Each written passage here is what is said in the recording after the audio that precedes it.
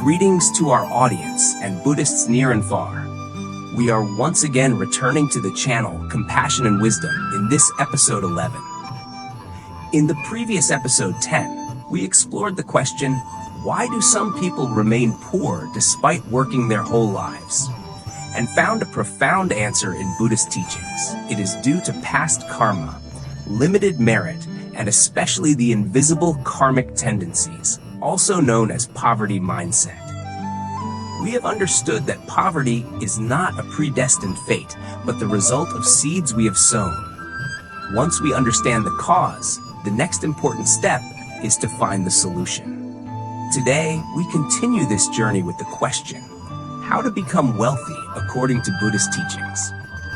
The Buddha not only pointed out the cause of suffering, but more importantly, gave us a sustainable path to escape poverty. This is the path of practice and self-cultivation based on three core foundations: cultivating merit, observing moral precepts, training the mind. These three elements support one another and create a life of peace and abundance. The journey to transform the karma of poverty. The Buddha showed a clear path for us to transform the karma of poverty, not only to attain material sufficiency, but also inner richness. This path includes three core practices in Buddhism. First, giving, sowing the seeds of wealth. Giving, dāna in Pali, is one of the most important paramitas, perfections in Buddhism, and the foundation for accumulating blessings, especially financial merit. Giving is not limited to money, but includes various forms that express our compassion and generosity. Material giving, material dāna. The most common form of giving is offering money, possessions, food, or items to those in need, the poor, the sick, or contributing to charitable activities and social welfare projects, temples, schools, hospitals, bridges, roads. Whether much or little, what matters is not the amount given, but the intention behind it. One small coin given with compassion, joy, and no expectation of return brings greater merit than a large sum given with reluctance or seeking recognition. Giving at the right time and place. The Buddha also taught about giving to newcomers, departing ones, the sick, or during times of famine. These are moments when your help truly matters and brings the greatest effect. Giving through speech, fearless giving. Offering words of comfort, encouragement, guidance, conflict resolution, and bringing joy and peace to others. A kind, sincere word can change a person's life. Giving smiles help, fearless giving. A friendly smile, a compassionate look, or small helpful actions in daily life, like giving up a seat, helping the elderly or children, sharing burdens, are all forms of giving. This is giving peace, comfort, and easing the fear of others. Dharma giving. Dharma dāna, the highest form of giving, sharing Buddhist teachings, life knowledge, and experiences to help others better understand life, karma, and the path to liberation from suffering. You are doing this when sharing this video or offering heartfelt advice to friends and family.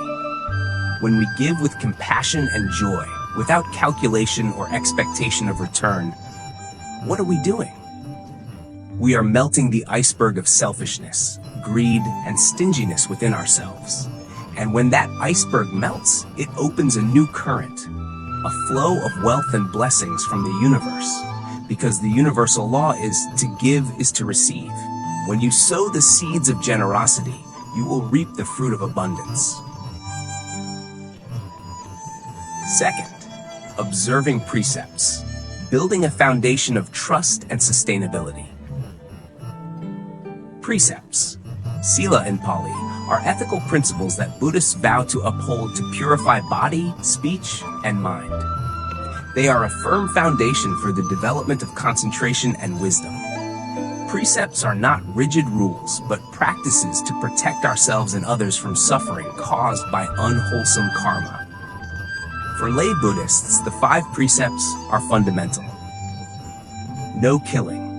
not only refraining from directly taking life, but also respecting life, avoiding encouragement of killing, and showing compassion for all beings. In business, this includes not producing or trading harmful products. No stealing, not taking anything that does not belong to you, whether material or intellectual. In the financial and business realm, this extends to no deception in business, not cheating customers, not selling counterfeit or poor quality goods, not shortchanging, not exaggerating value for dishonest profit.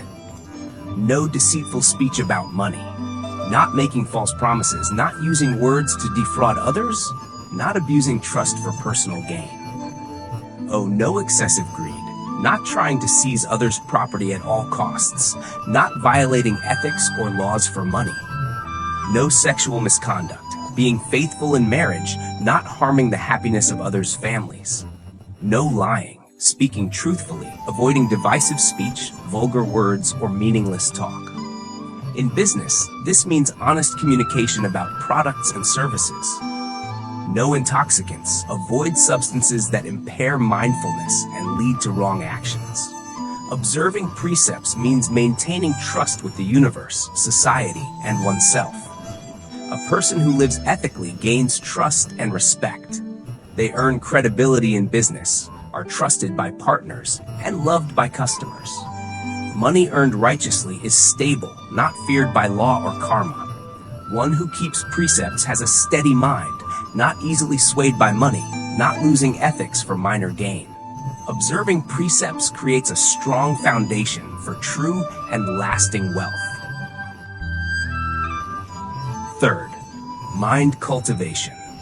Living mindfully, the root of sustainable financial merit. Mind cultivation, especially mindful living, is the key factor to transforming the karma of poverty from its root. Mindfulness is the ability to be fully present in each moment, observing our thoughts and actions clearly, without judgment. When we live mindfully, we gradually let go of poverty thinking, fears, and greed rooted deep in consciousness. Observing fear when spending money. Many have money but fear spending it, even on essentials or development. This fear comes from a mindset of scarcity.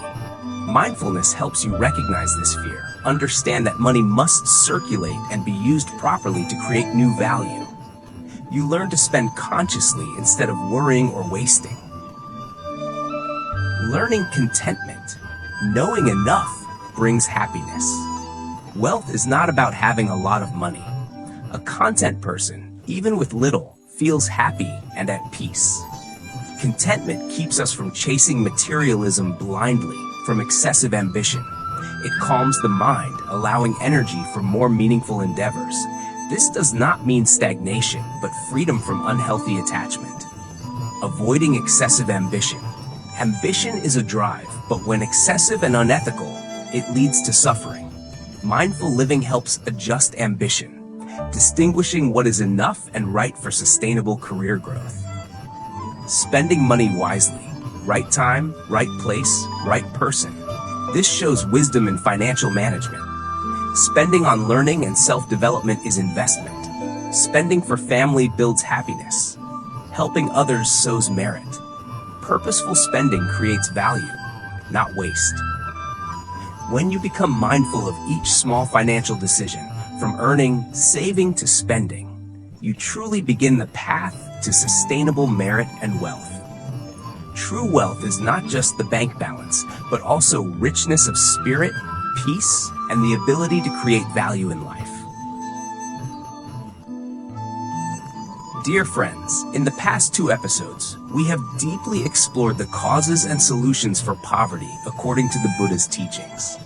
We understand that poverty is not a punishment from some force, nor a predetermined fate. It is a lesson.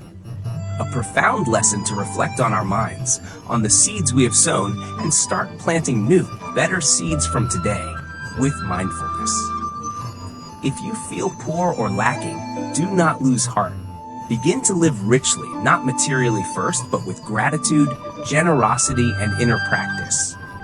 When your inner self is full and your merit cultivated, wealth will naturally come to you. The Buddha said, "One who knows how to sow merit, even if poor, will gradually become abundant. But one who does not cultivate the mind, even with a vault of gold, will see it vanish like dust." This saying highlights the importance of sowing merit and cultivating the mind. True, lasting wealth cannot be separated from ethics and inner peace. A person with lots of money, but a fearful, greedy, selfish heart will not find true happiness and may be burdened by their wealth. On the other hand, a person who knows enough, gives, and lives peacefully, even with little, will have a life full of merit and joy. Therefore, turn inward and look deeply into yourself. Begin the journey of awakening the light within, the light of compassion, wisdom, generosity, and mindfulness. Then you will see something miraculous. True wealth always begins with a peaceful and merit-filled heart. When your heart is at peace and your merit is abundant, all good things will naturally gather. If this video has touched something in your heart, opened a new perspective on life and wealth, please leave a like, a comment to share your thoughts, or share this video with someone you think needs to hear these teachings. Perhaps this small video might open a door, a great transformation in someone's life. Thank you for listening. Namo Amitabha Buddha.